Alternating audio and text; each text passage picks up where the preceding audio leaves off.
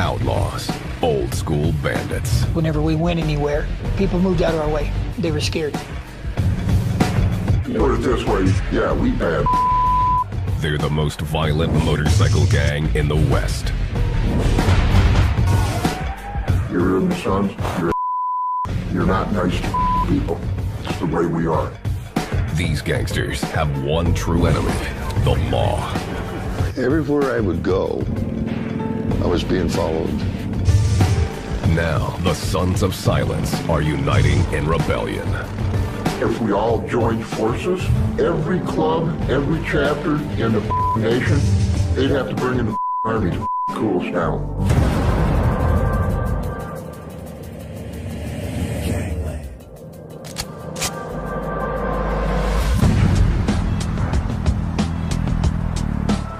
Colorado Springs, Colorado. This is a military town, home to the Air Force Academy and the Army's Fort Carson. It's clean, green, and beautiful. In 2006, Money Magazine named Colorado Springs America's best place to live. But amid the beauty is the outlaw motorcycle gang, the Sons of Silence. There were too many times that I've seen people come up and get in brothers' faces, say, "You guys think you're tough, don't you?" Wrong thing to say. No wonder why they got beat up. The Sons are one percenters, a criminal brotherhood that's proud of its outlaw image. They do not follow society's laws. Types of crimes that the Sons of Silence are involved in over the years has ranged from murder, burglaries, robberies, drug dealing, gun dealing, prostitution, you name it. They've been involved in it. It's all fun one-on-one until you swing in a sun. Nick Nichols, an Army veteran, rode with the Sons for a decade.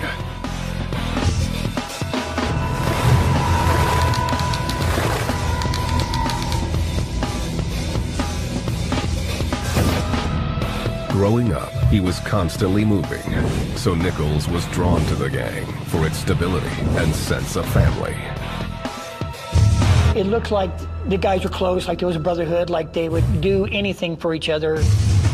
When Nichols first joined in 1988, it was because he liked drugs, liked to party, and he liked easy women. The girls I liked were dancers.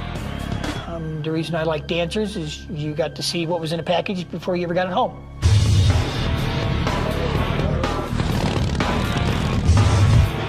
Big Larry asked to have his identity concealed.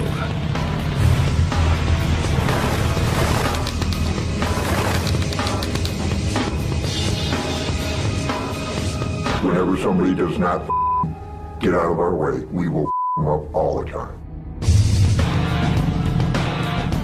Big Larry is a longtime member of the Sons of Silence.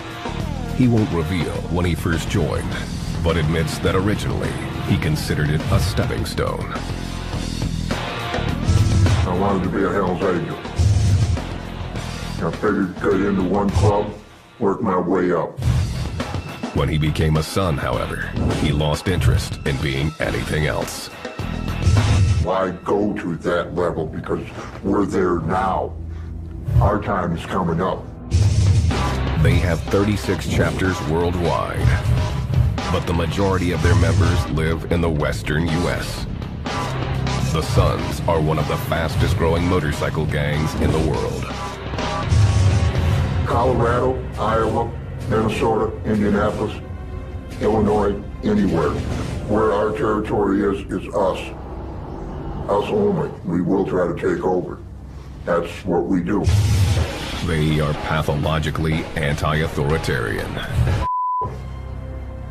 Beat their ass, send them home like a little girl.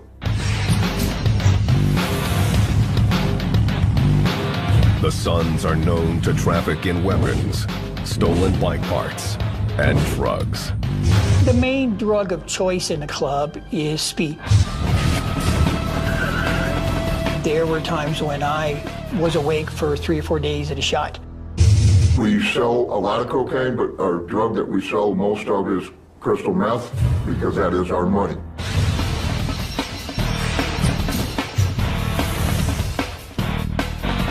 Sons are careful to keep their criminal activities separate from club business. A lot of brothers are pretty secretive about what they got going on. They could be involved. Times by myself. That way I know who's gonna snitch on me. They learned this lesson the hard way in the late 1990s when they were infiltrated by the ATF. I had a gift for gab, you might say, and I wanted to use that. Blake Boldler asked to have his identity concealed. In 1997, this ATF undercover agent was transferred to Colorado Springs. He was young and eager to take on a challenging case. The one group that stood out as being the criminal element in Colorado Springs was the Sons of Silence Motorcycle Club. They had a reputation for violence, and many of the potential informants I spoke to referred to them as the Sons of Violence instead of the Sons of Silence. Jim Waddles, then a detective with the Denver Police Department, had been tracking the Sons of Silence for years. If I didn't know who a guy was, I'd walk up, "Hey, I'm Jim Waddles from Denver Police Department. What's your name?" Waddles operated in the open. They always saw him coming. I says, "Would you rather have me standing here in front of you or sitting across the street watching you in binoculars waiting for you to do something stupid?" The Sons have a severe code of secrecy. Developing informants within the club was extremely difficult. Blake was the answer to the problem. So you go in what we would call a cold call situation. You don't have an informant or anyone else vouching for you that you're a good guy as far as the criminal world goes. So you have to go in there and earn your own stripes. Blake started calling himself Bo and began hanging out at the biker bars around town. He was invited to a Sons of Silence party at the gang's clubhouse. Things were going well until he made a mistake. This first party was going very well up until the time that I observed a hangaround retrieve a gun from behind the bar. And I told that hangaround, I said, "That's a nice gun. Let me know if you ever want to sell it." Blake was a stranger trying to illegally buy a gun, and the Sons were on to his game. A few minutes later, he called me out front, and at that time I was confronted by two Sons of Silence members.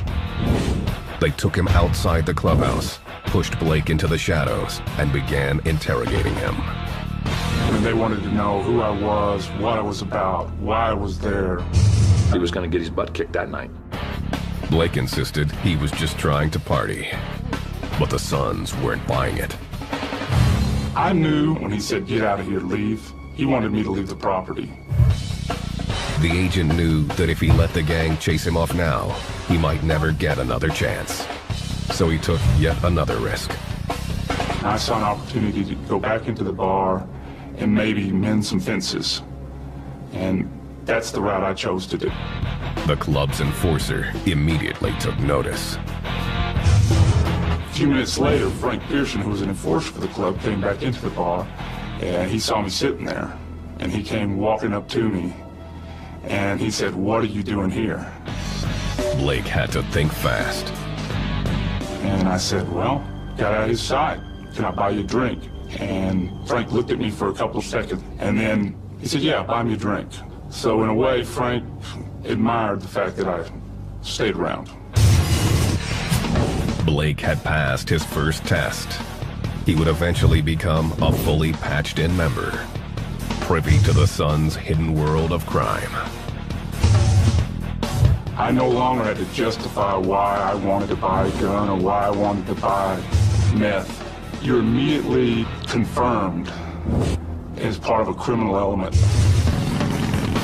And Blake would soon learn the Sons of Silence show no mercy when it comes to their enemies. It's better for you people to stay the away. If you do not go away, we will break your legs and your arms, or we'll kill you.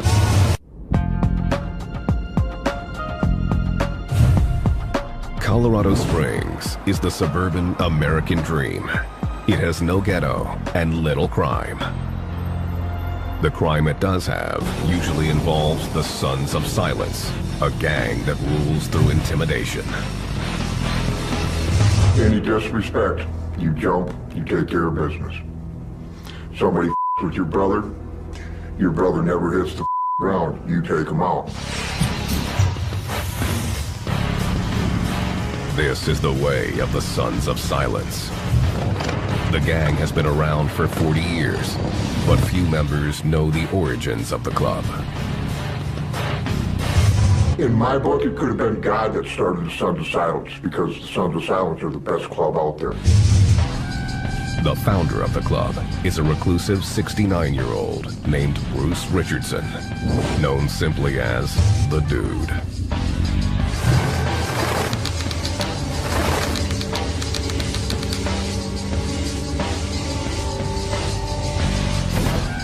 Many members don't even know he's still kicking. I'm the Dude, and I'm alive and well. In 1968, the Dude was just out of the Navy and living in Longmont, Colorado. He and 3 biker friends were looking for something to do. One day we were sitting around drinking a beer and said, what do you guys think if we start a little club? They were all for it. So that's where the Sons of Silence come from. They chose a name that summed up their main goal: secrecy. I just wanted to be just a bunch of guys that could get together. Not everybody know our business. It's sort of like the mafia does something, right? They don't advertise it. Then they designed the club's colors.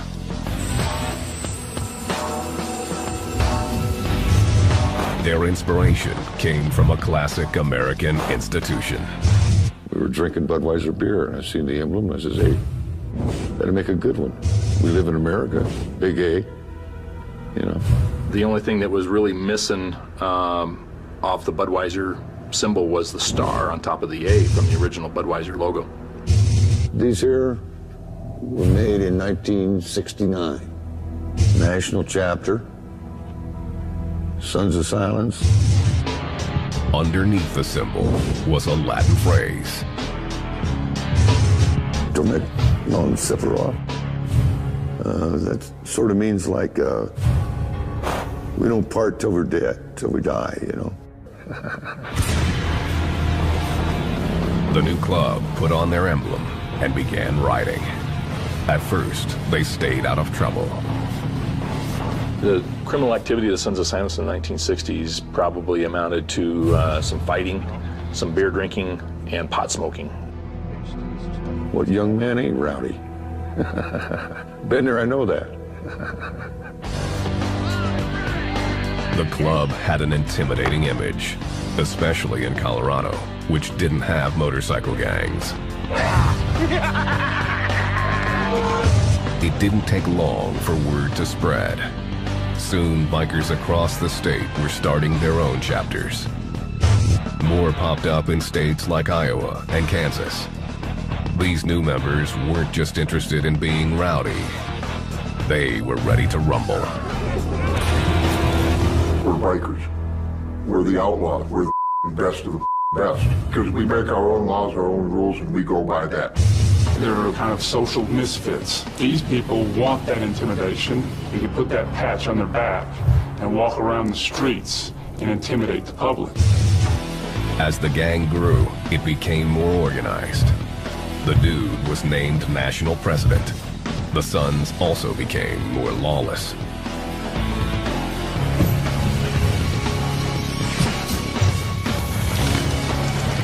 In 1971, tensions between the Sons and local law enforcement finally erupted.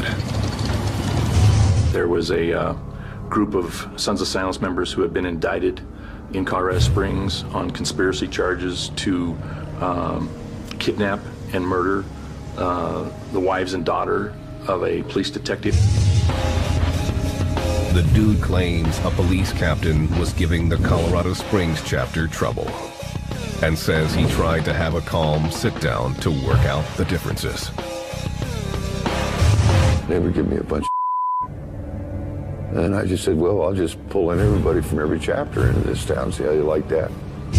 It scared them. And they come up with an idea that we was going to kidnap their wives and rape and pillage and all kinds of bull.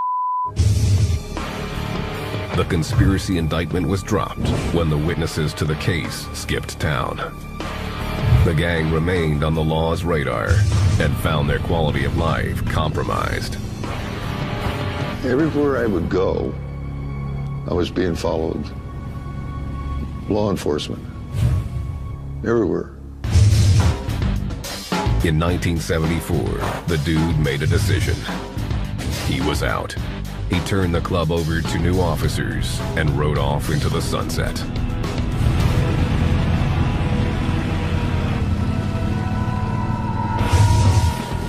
The Sons continued to grow, with chapters established in 7 states. They began battling with other motorcycle clubs over drug turf. In Indiana, they were clashing with the outlaw motorcycle gang, who saw them as newcomers. In March 1980, the Outlaws invited the Sons to a party at their clubhouse. The peace proposal didn't go as planned. The Outlaws told them to take their guns off. The Sons of Silence felt disrespected. They weren't allowed to bring their guns into the Outlaws clubhouse, and they refused and left. The Sons decided to take action. Some calls were made back to Colorado. The word I got was they were told to air condition the house.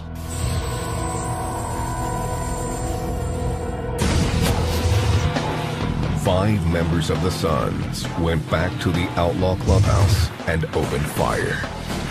The Outlaws' national vice president, Thomas Satan Reeves, was shot in the head and killed. This ATF surveillance video shows longtime Sons member Steve Cresson claiming to be involved in the murder. Yeah, he stuck his head above the 2-story. Upstairs, the 2-story. He stuck his head above the window sill. Whoop! Top my green off. Despite the apparent confession, the ATF never prosecuted, and no one was charged with the murder. The Sons of Silence declared war on the Outlaws and began to hunt them down. If any outlaws came around here or we were somewhere, we were supposed to take care of them. How deep is the love for your mother? That's how the hostility is between Sons of Silence and the Outlaws. The Outlaws sought their revenge. In October 1980, 2 Sons members were fired on while riding their bikes with their girlfriends. One of the women was killed.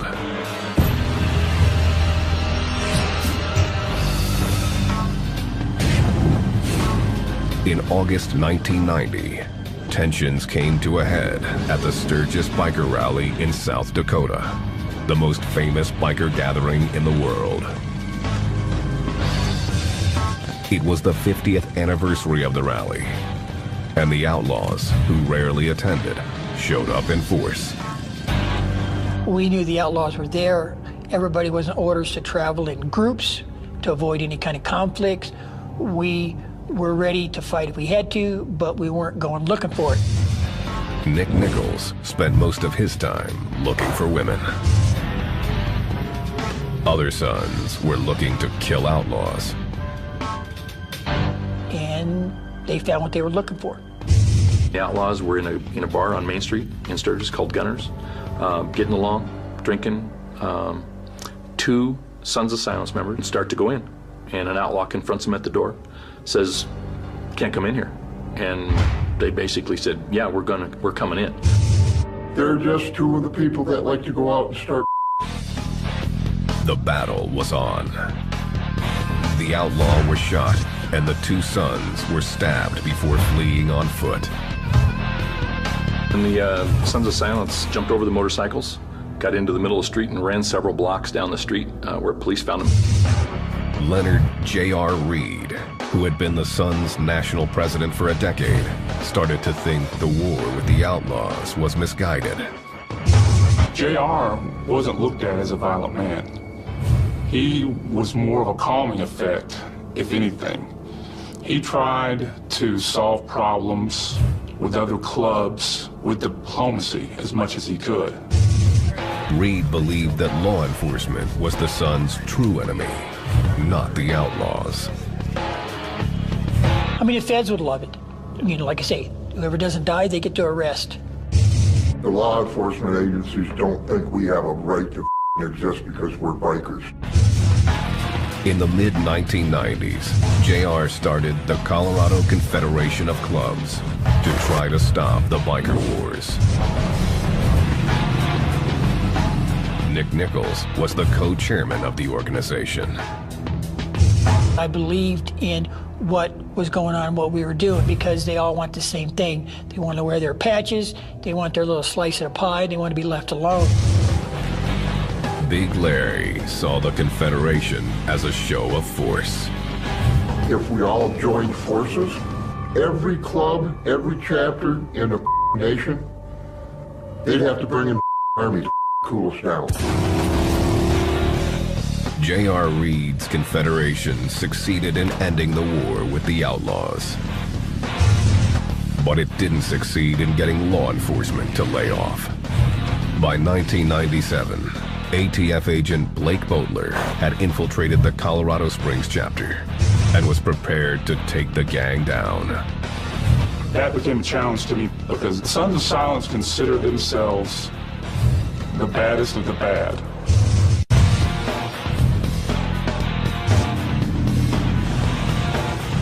Colorado Springs. The outlaw motorcycle gang, Sons of Silence, runs this city through intimidation and force.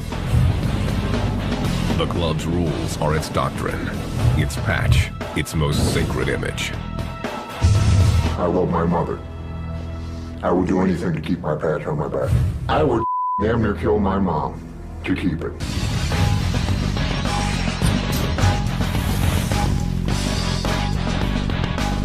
To get his patch, a biker has to go through a rigorous rite of passage designed to weed out the weak. Before a biker can become a member, he must be a prospect.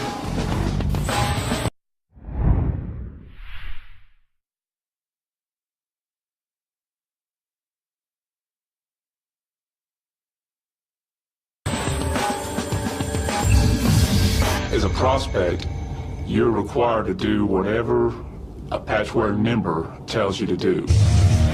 The Sons of Silence take no mercy on their prospects, hazing them relentlessly. The Sons of Silence are kind of a throwback in the outlaw motorcycle gang world. They like to punch the prospects in the mouth, headbutt them, kick them, do those kind of things, and just run them hard. Come on, Spec! If they holler for a prospect, you better get there quick. You don't kind of stumble over there, you run. Whatever you're told to do, you have to do. If it's pick up a dog turd off the floor and eat the you gotta do it. Big Larry says prospects aren't required to break the law. But it's not their job. They're not a brother. They're not a patch holder. You don't ask prospects to do anything illegal. There is a loose interpretation of what illegal actually means.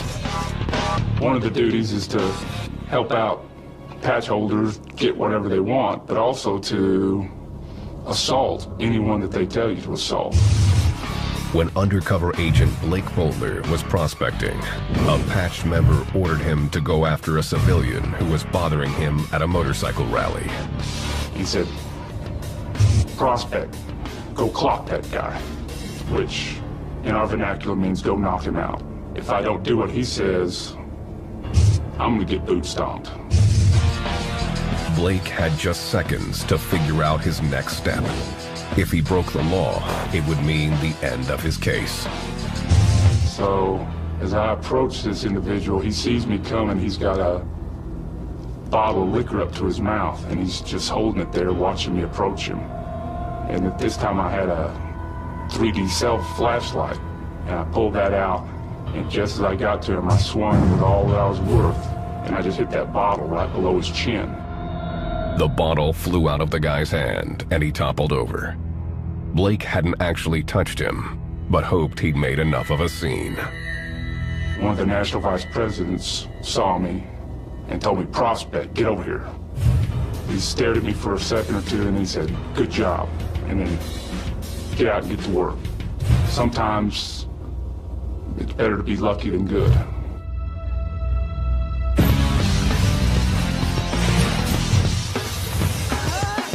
Only after a prospect makes it through these hurdles and is voted in by 100% of the chapter membership does he get his patch. The Sons award them yearly at Sturgis, their most important mandatory run.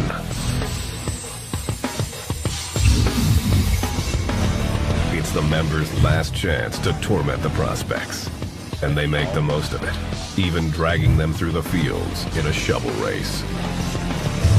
Then the club offers the patch, but only if the prospect can take it away from the entire group. That's about the only time in the club where you're pretty much free to hit anybody. President, enforcer, how bad do you want that patch? Once he's patched in, the new member goes out for his first ride in full colors. Only then is he introduced to the other traditions and rules of the Sons of Silence. The gang's first law is for those who violate their rules. It's called punishment. If you screw up, I mean, it used to say in their old bylaws, it was a beating.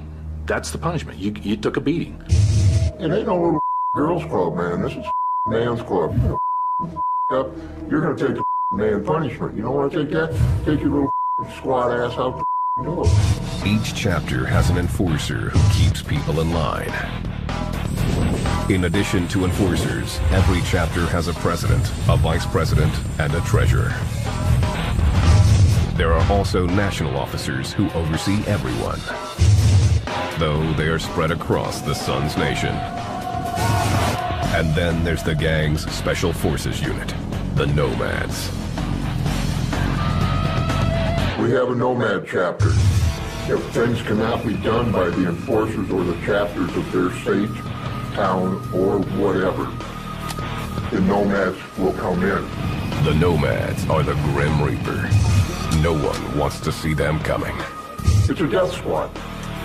They will take anybody out. No hesitation, no heartbeat, no blink of an eye. They would just literally you up and kill you. The Sons employ a variety of weapons. We've had automatics, semi-automatics, AKs, pistols, hand grenades. They're there. Members carry 2 trademark weapons. One is a large industrial flashlight, the kind carried by cops. I wear a kill light. It's a legal weapon to carry because it's a flashlight. You break down, you got a light on the road. Somebody comes after you, you pull it out, you hit them with it. The other is a simple bandana tied to a large lock. Sons carry them in their back pockets. It doesn't look like anything, but on the other end of it, there's a padlock on there. You can pull that out, man, it's just like a sap, blackjack. You can hit people with it and knock them right the hell out.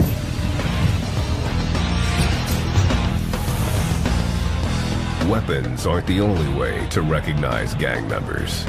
They all wear gear that brands them as Sons, including undercover agent Blake Boatler. And this is my Sons of Silence vest that I wore throughout the undercover operation. The vest is covered with patches, each with a different meaning. Down at the bottom is a number 13 patch, and that number 13 designates the 13th letter of the alphabet, which is the letter M. M stands for methamphetamine, the Sons' drug of choice. There are other patches, like SFFS, which stands for Sons Forever, Forever Sons. One of the hardest to get is ITCOB. I took care of business. You had to stand up for the club, put yourself at some sort of a risk to get that ITCOB patch. Then there's the bad influence patch. That means that you're just one bad mother. The Sons also have other gear, like wallets, chains, even rings. They carry big rings that have the Sons of Silence emblems on it. They carry other rings that might say, for example, victim spelled backwards. So if they hit somebody in the face, it imprints the word victim. And members also get inked to mark their allegiance. Those who have been in the club for 10 years are eligible for a tat of the club patch. But if they leave in bad standing, the club takes back everything with the Sun's name on it, even the ink. Hope to God we don't find you, because we will cut off you. We will cut the whole thing right off your arm. With a knife, with a razor blade, whatever. We will take it off.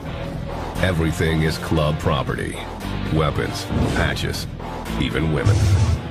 They have no status unless they become someone's old lady. Blake Boatler had an old lady of his own when he infiltrated the club in 1998. I had an old lady that wore a property buckle for me, who happened to be a special agent with ATF.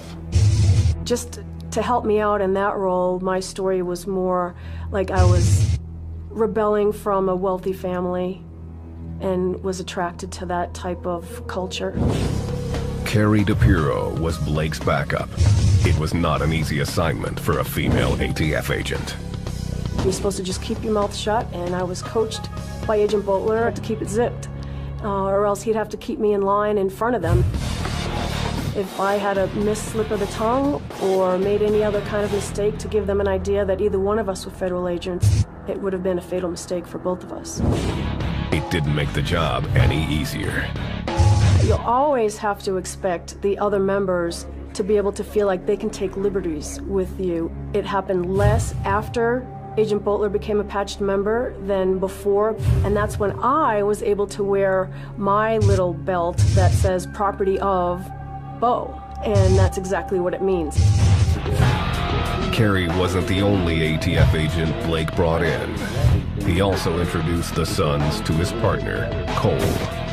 Together, they began to set up deals that could take the whole club down. They were extremely violent criminals, and they're not to be underestimated. In Colorado Springs, the Sons of Silence are old-school outlaws. Typical dirty bikers. Some have long hair, some have beards, some have tattoos. Some look like just downright dirty, nasty bikers. But then you have the clean-cut people out there. Okay? The clean-cut ones are the ones you have to watch out for the most. Because they're hiding something. ATF agent Blake Boatler was definitely hiding something. He, his girlfriend, and his undercover partner Cole were trying to take down Colorado's largest gang. I was able to buy firearms, explosives, narcotics from other members within the Colorado Springs chapters and other chapters. Blake and Cole began buying large quantities of meth from the gang, while a surveillance camera recorded everything. You touching this? Oh yeah, it is. It's gonna smoke? Yeah. Yep. Here, Blake discusses a meth deal with Steve Cresson, the Sons member who claimed 18 years earlier to have been involved in the murder of the Outlaws' national president. Well, okay. On a half pound, probably get down to $6 grand easy. That's one to make more money, you know. Blake and his partner also began arranging firearms deals. I think you can get an ATF number for him and register him. This surveillance video shows him negotiating a sale. The fire's from the open position. They bought semi-automatic Sten guns, illegally modified to make them fully automatic machine guns. You can pull on up here? Yeah, back there. Oh, you put it there. Good morning. That there's full. Blake's house was a revolving door of drug and firearms deals. As the case progressed, we were having almost daily meetings. Let's see, 100, 200, 300. This was going on over the weekends, over holidays. 900,000. I just printed these today. Good job. It'll be well.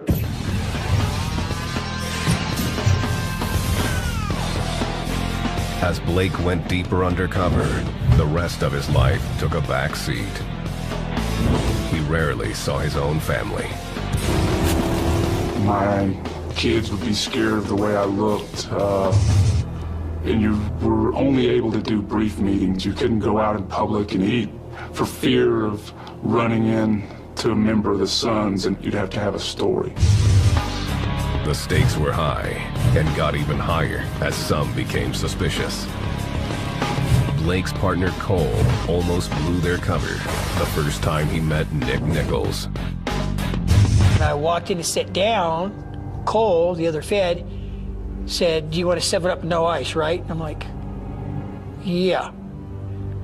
He'd never met me before. I thought it kind of strange that he knew what I drank.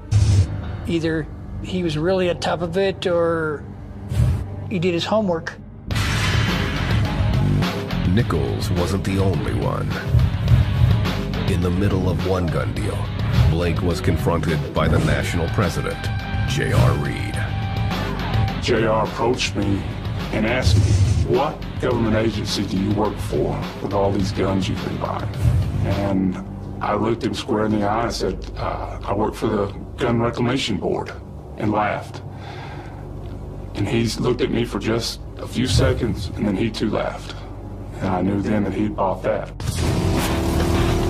By 1999, Blake and Cole had been working undercover for almost 2 years. Cole and I talked quite a bit towards the end of the investigation as to when we would close this out. We were both tired. It had been a long 2 years. In October, the ATF finally decided to conclude the investigation and roll up the Sons of Silence. Warrants were prepared for 21 members of the gang, including longtime national president J.R. Reed.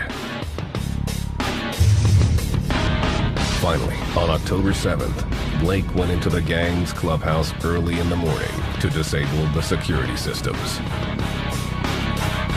I was to take the club shotgun out from behind the bar. I was to disconnect the surveillance cameras, electronic beams that were set up. For the first time in 2 years, he took off his son's colors and put on his ATF uniform. Only a few hours before, I'd been a patch-wearing son standing in that clubhouse. And now, I was back to who I really am, which is a patch-wearing special agent with ATF. For 2 days, Blake and the ATF raided Sons of Silence chapters across the state of Colorado. They arrested 43 gang members and associates, seized 59 weapons, 4 hand grenades, 4 homemade bombs, a silencer, 10 pounds of methamphetamine, and approximately $30,000. In addition, agents seized the clubhouses in Colorado Springs and Commerce City. The raid stunned the public. I think it opened up people's eyes that, geez, you know, these guys are selling bombs and machine guns and selling all these drugs. They slipped in. They put a damper on our. When it was over, ATF officials said they had ended the Sons of Silence reign of terror in Colorado. The Sons quietly disagreed. Us, we're bikers. We're the best of the best. They didn't take us down, we're still here.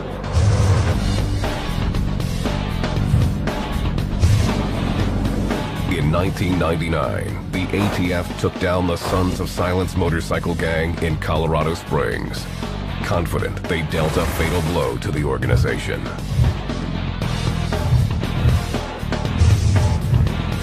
Then, in 2003, After serving 18 months in prison, J.R. Reed, the gang's president of 22 years, died from heart disease.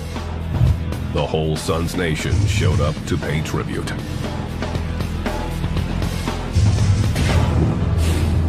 Good afternoon. I'm here to preside over the final services of a good friend of ours. They quoted from the Bible, read highly dramatic poetry set to music, Sons forever, forever, son. and called J.R. a peacemaker. Your loss and my loss and our loss of a good friend, one who made everyone think they were his best friend. Detective Jim Waddles was in the crowd, keeping an eye on things. He says the description wasn't off the mark, and that the piece J.R. brokered in 1997 is still holding strong. There's been a couple of little scrums and stuff, but nothing, no major things, no bombings, no shootings, no stabbings, or anything like that.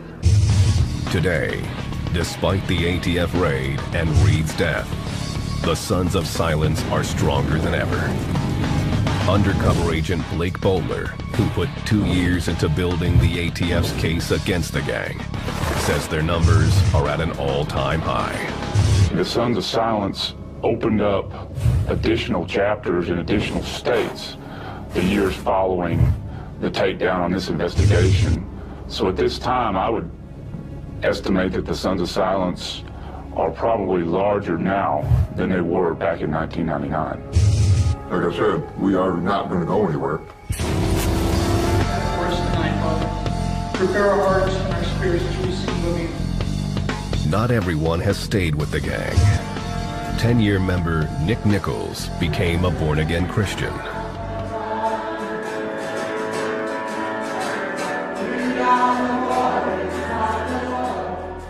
I wanted a break. I wanted some time off. I wanted just to be with my wife. And I asked the club for an early retirement. He still rides bikes, but now wears the patch of a Christian motorcycle club, Church in the Wind.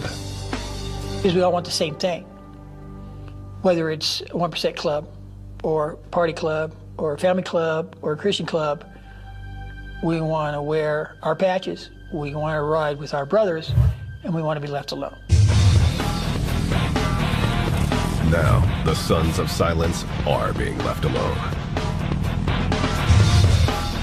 Jim Waddles has retired from the Denver police force.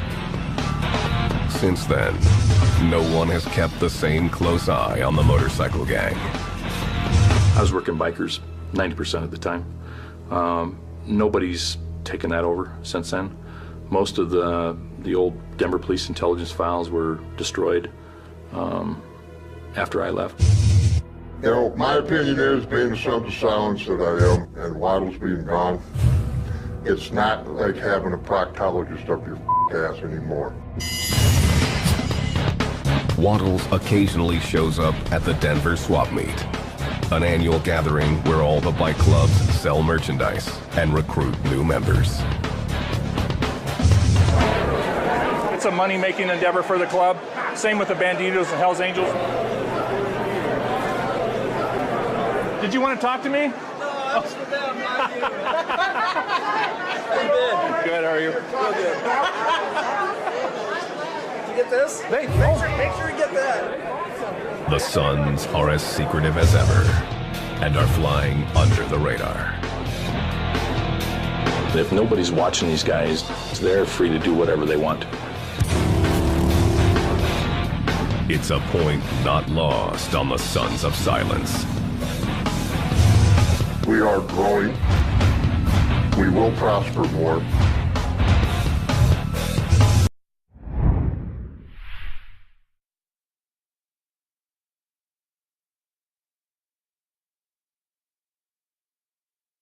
Colorado. This is a military town, home to the Air Force Academy and the Army's Fort Carson. It's clean, green, and beautiful. In 2006, Money Magazine named Colorado Springs America's best place to live. But amid the beauty is the outlaw motorcycle gang, the Sons of Silence. There are too many times that I've seen people come up and get in brothers' faces, say, "You guys think you're tough, don't you?" Wrong thing to say. No wonder why they got beat up. The Sons are one percenters, a criminal brotherhood that's proud of its outlaw image. They do not follow society's laws.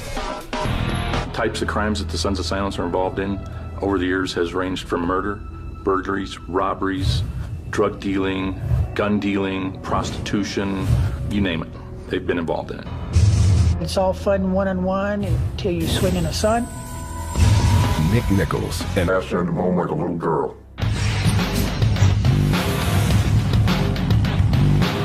the Sons are known to traffic in weapons, stolen bike parts, and drugs.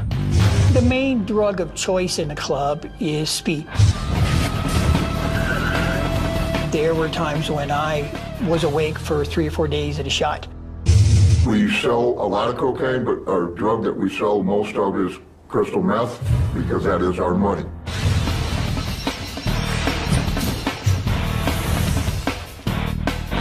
The Sons are careful to keep their criminal activities separate from club business.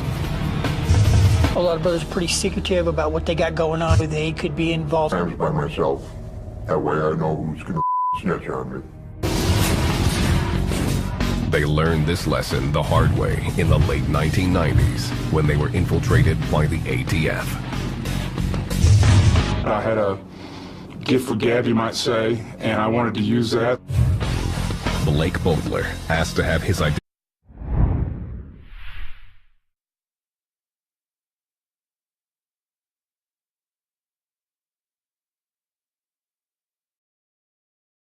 are outlaws, old school bandits. Whenever we went anywhere, people moved out of our way. They were scared.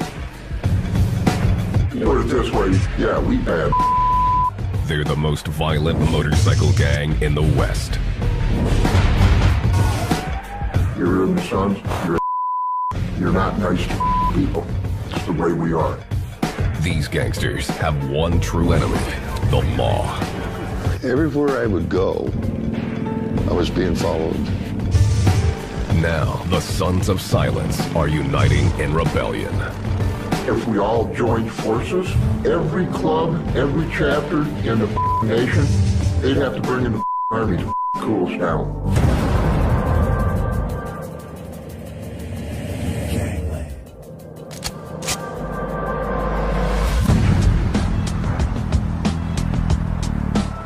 Colorado Springs. Big Larry is a longtime member of the Sons of Silence. He won't reveal when he first joined, but admits that originally he considered it a stepping stone. I wanted to be a Hell's Angel. I figured to get into one club, work my way up. When he became a Son, however, he lost interest in being anything else. Why go to that level? Because we're there now. Our time is coming up. They have 36 chapters worldwide, but the majority of their members live in the western U.S. The Sons are one of the fastest growing motorcycle gangs in the world. Colorado, Iowa, Minnesota, Indianapolis, Illinois, anywhere. Where our territory is us. Us only. We will try to take over. That's what we do. They are pathologically anti-authoritarian. Beat their ass. Army veteran, rode with the Sons for a decade.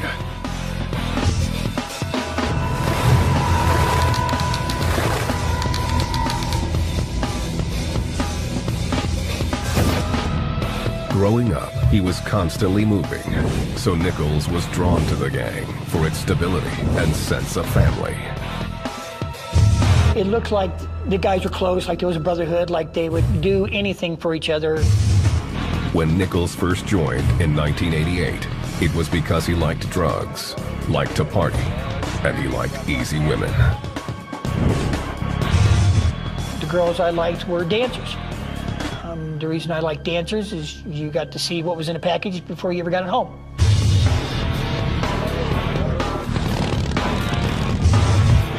Big Larry asked to have his identity concealed.